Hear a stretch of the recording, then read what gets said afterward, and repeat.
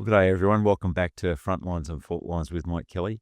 It's really wonderful today to be able to present to you Leanne Barnes, that we're going to have a nice long chat with, to talk about the Black Summer fires from 2019 to 2020. That was such a traumatic experience for the nation, but in particular, my old patch of Eden-Monaro was probably the worst affected. I think it was the first time in any kind of record, and certainly even talking to Indigenous peoples of the region, there was no cultural memory of something of that scale. It really touched us and torched us from north to south, east to west. And I think over 1 million hectares was burnt, so much destruction, loss of life, loss of livestock. It just was a very traumatic event for all of us, and including even the volunteers that came over from the United States to fly the water bombers. So we lost them in a crash that happened near Cooma.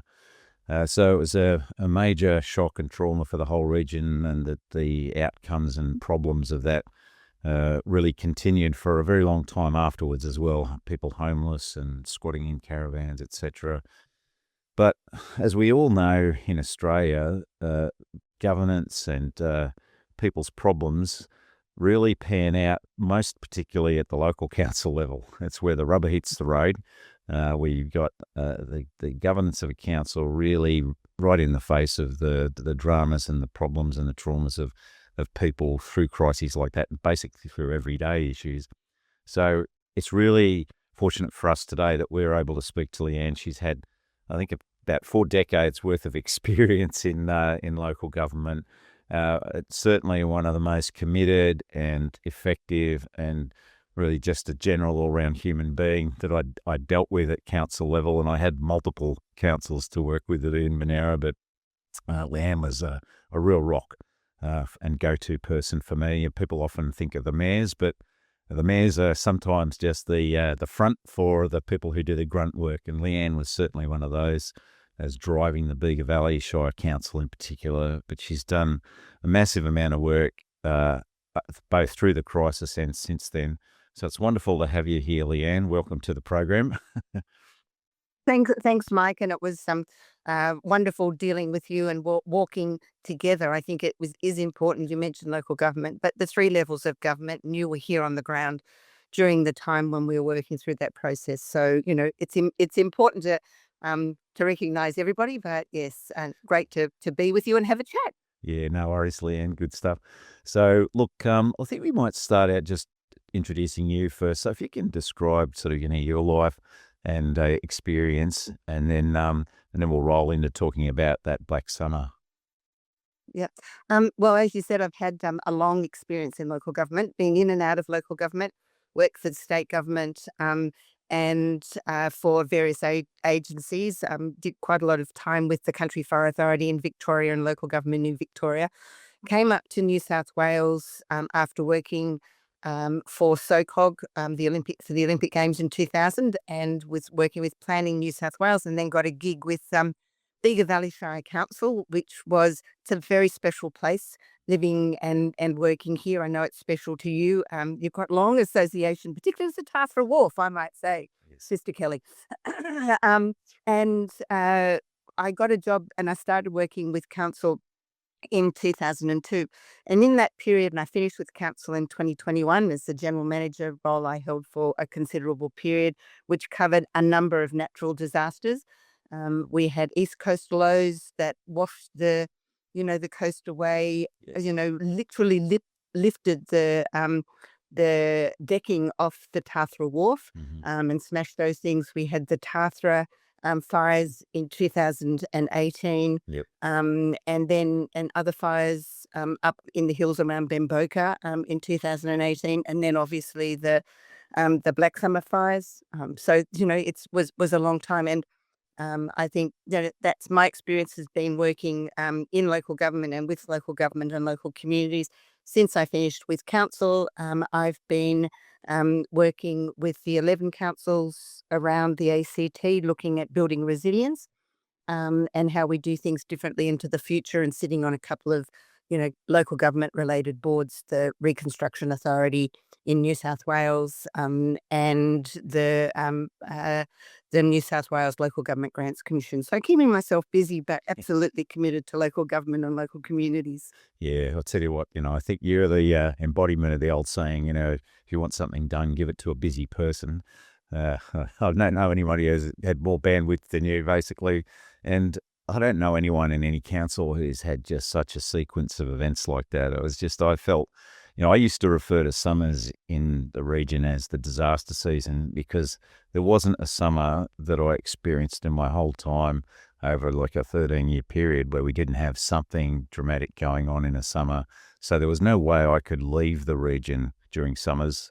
It was just impossible to do. You had to be ready for everything. And so, the sequence of the constant pace of it, though, was really trying for you guys and for us, first responders and the services in that period you mentioned. And so we kind of had a lot of practice at dealing with things and so many curveballs and isolation, that was being created by damage to roads and collapse of roads, etc. I just remember trying to navigate my way back from Bega to Queanbeyan at one point, and in every direction I went, I had to turn around and try another way. Just, it was a saga.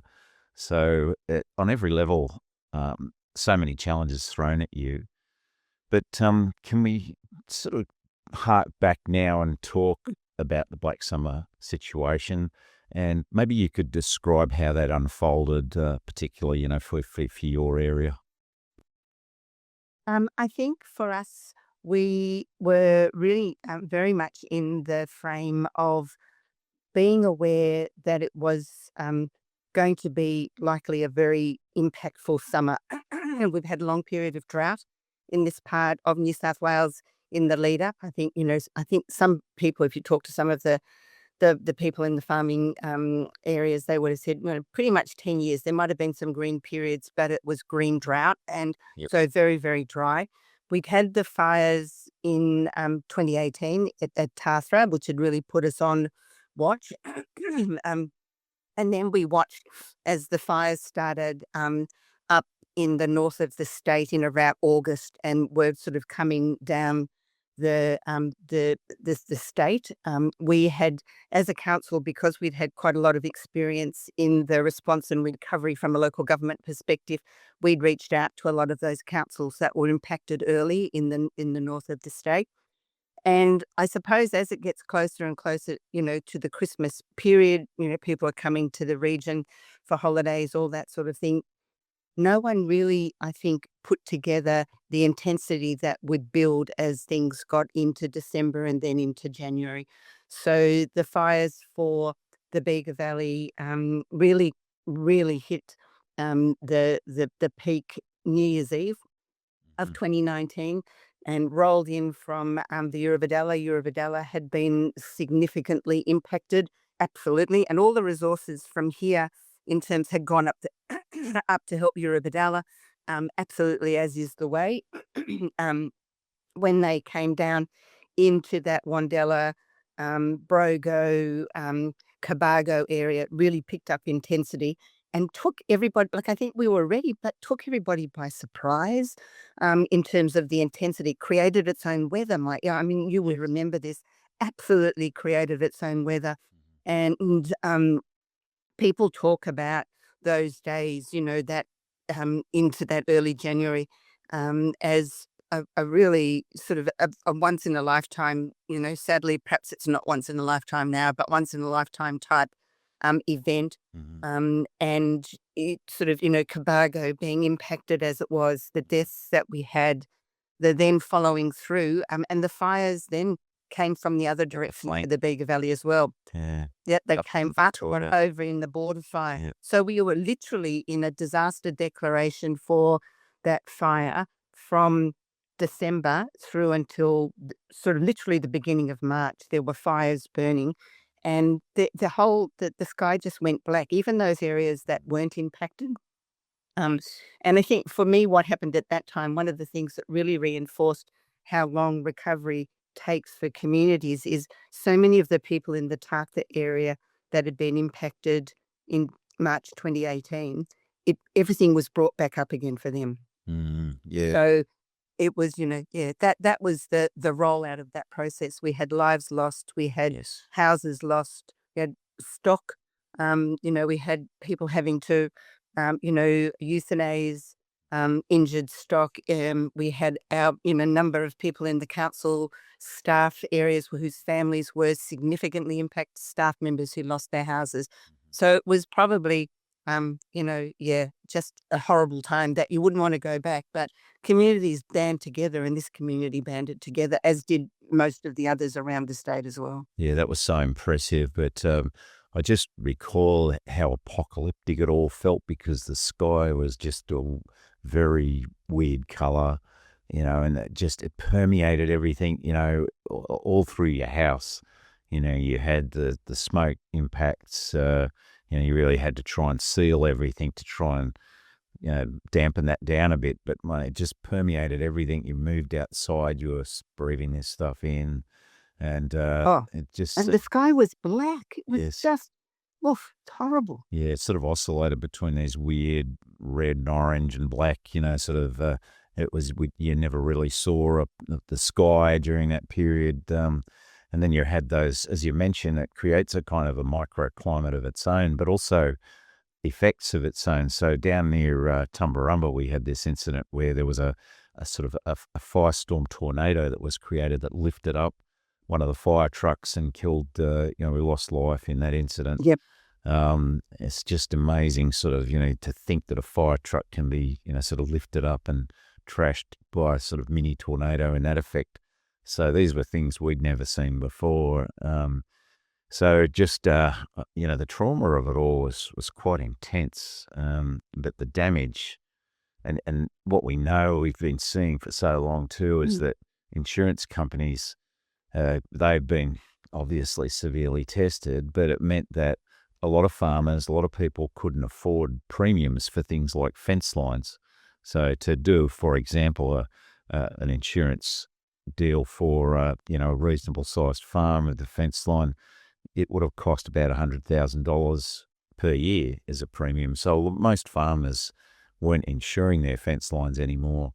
And so when they lose the fence lines, what do you do? And so it's, to your point, the way everybody rallied around and not only within the region, but also nationally, how we had people shipping in, feedstock and coming in to volunteer to help repair fence lines and all of that. And, the shops that had lost their power and were losing their stores, but they'd, make sure the community was provided with the emergency food and supplies just gratis, just amazing community spirit was demonstrated during that time. It was really sort of, that's the two-edged sword, isn't it? It's just the shock and horror of what was happening, but then the things that filled your heart with what you saw, how people responded.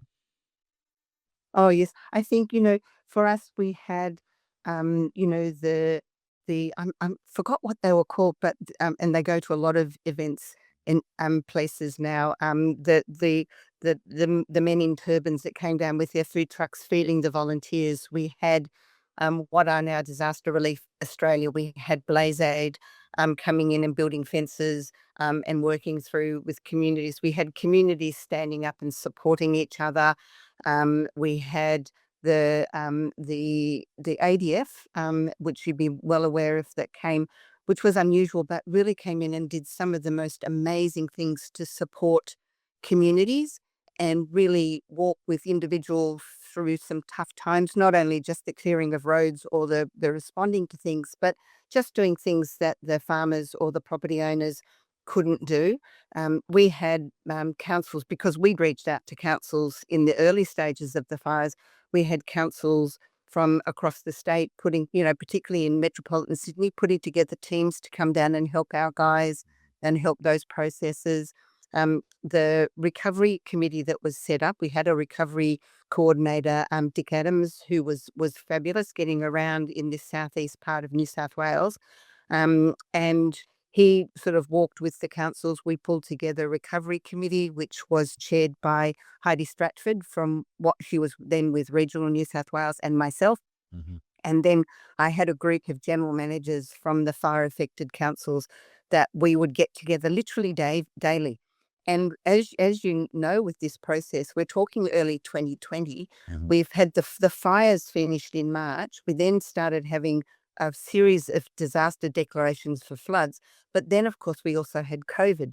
So we are, as a community, helping people recover when we had all the overlay of isolation and testing and closed downs and a whole range of things like that. So getting things in, if we had truckloads of fodder coming in from other parts of the country, which were fabulously donated, but then people have got to go through tests at borders and all that sort of stuff. It was, I think, you could talk about that cumulative effect. And I think that really looks at, in 2020, we had the cumulative effect of the fires, the subsequent floods, working through all those sorts of processes, and then the overlay of COVID. It was quite a unique and challenging time, but also a time when people come together and the best of Australia shows itself, I think. Yeah, it's a perfect storm, and it really, you mentioned the ADF, and it sort of brings me to this point about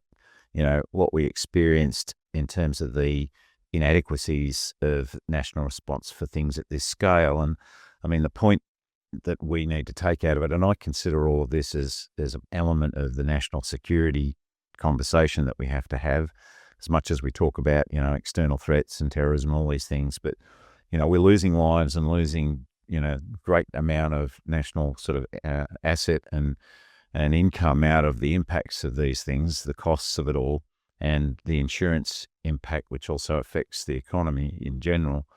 But in terms of what we experienced at the coalface, all of those lessons, that for me, firstly, we had communications issues for a fire that straddled and didn't respect a border from the state of Victoria into the state of New South Wales. So coordinating between... Yes, yeah. So you had RFS, CFS sort of issues working together, impeded that. Then you had the fact that, as you know, I spent a lot of time going around all our RFS depots where they're doing their presentations and events. And one thing you really noticed was it's a very aging cohort. And so, got a lot of people who really now are in the phase of being able to make sandwiches and run the comms, but you can't really expect them to be out on the fire line either for long periods or at all. And of course, they're all volunteers. So the model that it works on is that you're going to be out there briefly and then you'll rotate with teams and then you go home. But I had guys in tears to me about, Mike, we just can't cope with this. We're not built to be out here for so long. And the rotations, just can't be sustained through all this. And oh, by the way, we've got things to do and to earn a living and run the farm or whatever it was. So you had that problem, that issue. And then you mentioned the ADF. I was screaming for the ADF to be deployed because we had so many issues on such a scale. People were sort of replying to me on Twitter saying, well, the ADF's not trained to fight fires, but the truth of it all, I come back to them and saying, look, I don't want them to fight fires. I mean, I've got people who are stranded on shorelines who need evacuating. We need, an LHD down here.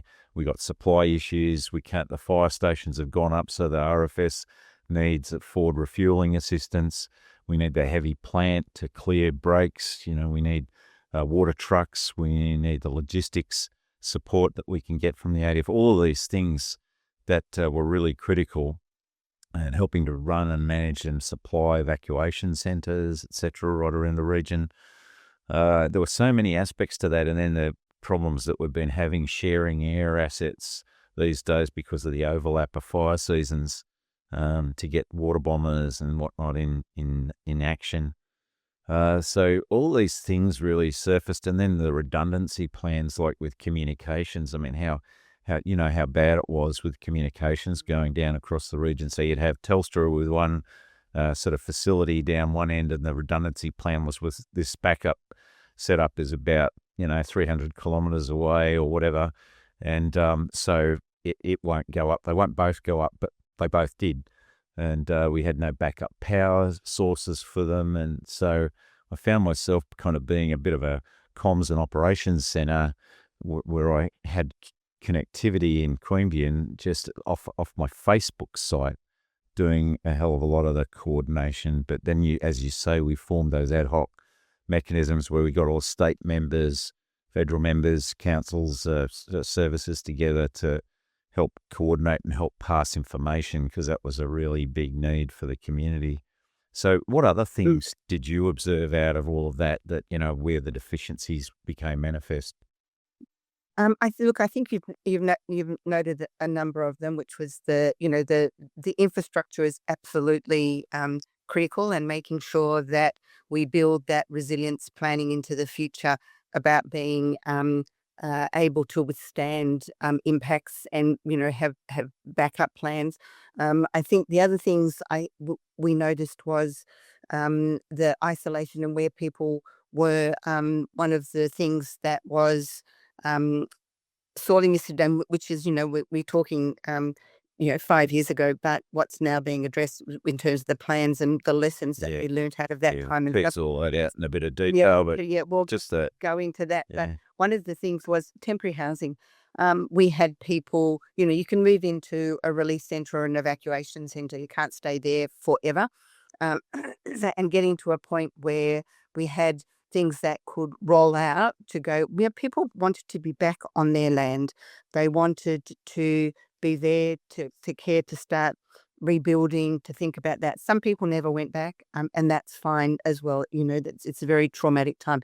But the recovery rebuilding stage has a very long tail. And people can't live in tents on their sites. We had the fire, everything's been washed away, they've lost everything, and then you've got floods and mud and all those sorts of things. That temporary housing approach was something that was very difficult. We hadn't had to deal with it, I don't think, in New South Wales in that level before. I know Victoria had with the fires that, they had the Black Saturday fires and other fires down there. But in New South Wales, it was something that was, oh my God, what do we do? And we had people like the social justice advocates in the Bega Valley getting donated caravans and getting them onto people's sites, and people running around, helping them then put in septic systems and things like that so they could live there, or finding temporary accommodations. We exited, on that New Year's Eve period, we exited, I think, about 130,000 tourists out of the area. But then we also had to house people out of properties where they'd been evacuated or they'd lost their homes and those sorts of things. And it was about that balancing of where you find that. And people were very generous, property owners, motels and caravan parks and whatever, in allocating, places where people could move in. However, that was relatively short term, because they also wanted to be back up, as you mentioned before, getting back into running their businesses and getting an income because they'd lost so much. So that was a real issue, that temporary housing, and then the flow through into then the rebuilds, and the period of time that takes. Some of it's very quick. And I think the other problem was to learning and walking with the insurance companies and the insurance council to actually walk through helping people make the right decisions when you're impacted by having lost everything, and the insurance company is there with some various options. Walking that pathway is something they've never had to deal with before, and that's if you had insurance. So I think that was the challenge we had. A number of properties here that were destroyed and there was no insurance. We also had a number of people who had no planning approvals for the dwellings they were living in, and they were lost. And then we had the ongoing challenges in the planning system, and in where they built was probably something where an approval would never be allocated. So that was a huge overlay in terms of just getting people back to be able to have somewhere that was theirs, and then to start thinking about rebuilding what their life was going to look like in the future. Because we quite often talk about, business as usual, going back to that. I don't think there is for these people. No. It's changed. It's different, and you never move away from the fact that there was that impost. Yeah, just I don't think people appreciate just how many levels this all works on, and just the scale and the volume of challenges for organisations like the insurance companies. And I think one of the things we learnt through the previous disasters was how efficiently to do that. So I was impressed by the way we set up, the kind of like a marketplace in the bigger council chambers where the insurance companies set up stands and people would come in and immediately sit down. And I felt the insurance companies actually did respond quite well after the things we've been through. And Oh, they were fantastic, and they really did want to I mean, they've been smashed, insurance companies, but they did want to help people. They were there. They were, walking with people, taking you know, that journey. And some people had, absolutely wonderful experiences. Some had challenges. But, it's an industry that's really had to rethink itself, not only from the fires, but then the subsequent events that have happened Mhm. through that process. And it's, impacting us all with the premiums we now pay because, the climate has changed. Yes, I mean, I don't know who could deny, because as I say, I mean, it's certainly throughout the recorded history of this country, we'd never experienced anything like this. But even as I say, conversations with the Indigenous community, there was no storytelling, cultural memory of anything like that before. And there were conversations with them too about the cool burnings and systems of how to, sort of, I guess, prepare ourselves to minimize, the scale of these things. But even that really, when you're in the face of something that combines that drought effect with all the perfect storm conditions, it's just you're in the vortex of the lowest level of Dante's Inferno, quite literally. But Mm. it really surfaced to me some of the planning, disaster preparation. Like, one of the issues you'll remember, which was really challenging, was Nadi House, Yeah. which is a facility that caters for severely disabled kids and people. And they were stranded in near Cobargo there with the intensity of that fire. And, there was no means or no plan of how we could evacuate them and take them somewhere where they could actually get that level of support, for severely disabled people. So I must say, one of the things I was heartened by was the way we cooperated across all the political divides at that time too. And Brett Hazzard, who was the New South Wales Health Minister, responded to my cries for help instantly. I was so, really heartened by that. He was a great guy in that respect. He always parked any issues and just immediately manned the pumps kind of thing. So, but not having a plan for these things there were so many issues like that where we didn't have sufficient planning, and how you sustain an evacuation centre for a longer period, etc. I think you've highlighted there some really important things that the learnings have been taken forward and things are being done. And one of the things that we'd always done I think quite well in local areas, local councils, chair local emergency management committees, and they have all the various agencies. And prior, in that period up until the 2018, 2019, right, local emergency management committees, they'd have the RFS and the ambulance and police and SES and whatever. And they, look at all the things that could happen, a fire, a flood, a tsunami, and they'd exercise for those.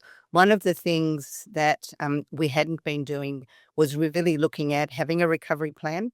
Every recovery would be different, but a recovery plan that sort of could be rolled out and exercising those. And that's now very much is being developed, has been picked up and done. And one of the things that came out of, royal commissions and investigations and work that's happening now in New South Wales with the state disaster mitigation plan is, making sure we've got recovery plans, that we exercise recovery, that making sure that we've got, dealing with particular groups and plans for them, sort of people with varying abilities, older people, First Nations people in disasters and response, because that's all different, and having those things, but then also not just having them sitting on a shelf, actually exercising them and getting people together. This has happened, what are we going to do? How are we going to work it through? And I think that's one of the key things. We had to do a lot of things, as you're aware, and you've just talked about.